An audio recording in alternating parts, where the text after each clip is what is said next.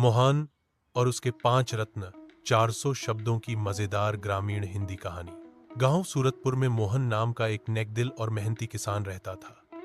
उसके साथ उसके 5 बेटे रामू, श्यामू, हरिया, भोला और मुन्ना, उसकी बूढ़ी माँ कावेरी और 90 साल की दादी गौरा देवी भी रहती थीं।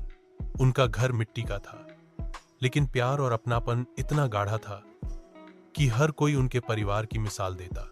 मोहन खेती करता था और बेटे उसकी मदद करते थे, लेकिन पांचों बेटे आपस में बहुत झगड़ते थे।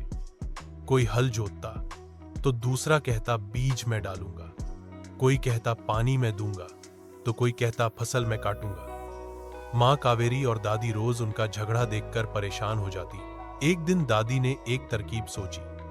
उन्होंने पांचों बेटों को बुलाया और एक लकड़ी का गट्ठर गांठ थमा दिया। बोली, इसे तोड़ो। सबने कोशिश की, लेकिन कोई भी उसे तोड़ नहीं पाया। फिर दादी ने उसी गट्ठर की लकड़ियां एक एक करके निकाल दी और बोली, अब तोड़ो। सबने आसानी से एक एक लकड़ी तोड़ दी। दादी मुस्कुराई और बोली, देखो बेटा, जब तुम सब एक साथ रहते हो तो कोई तुम्हें तोड़ नहीं सकता, लेकिन जब अलग अलग रहोगे तो कमजोर बन जाओगे। बेटों को बात समझ आ गई।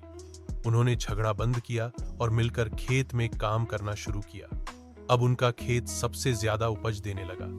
गांव वाले भी कहने लगे, मोहन के बेटों को देखो, मिलजुल कर काम करते हैं, तभी तो इनका घर भी खुशहाल है और खेत भी लहलहाता है। एक दिन गांव में मेले का आयोजन हुआ।